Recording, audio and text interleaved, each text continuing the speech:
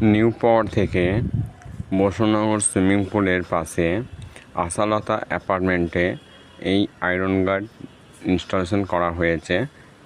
First এডটা আছে যে অক্সিজেশন chamber, এটা হচ্ছে আয়রন গার্ড।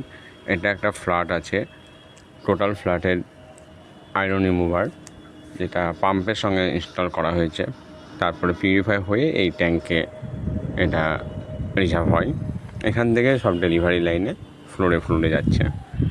তো আমাদের নিউ পাওয়ার আজকের ডেটে প্রচুর পরিমাণে এই ফ্ল্যাটে এরকম কাজ করা হয়েছে। তার পাশে একটা আছে রানীকুটি অ্যাপার্টমেন্ট, ওইখানে আমাদের ইনস্টল করা হয়েছে। ওখানে আমাদের সার্ভিসও করা হয়।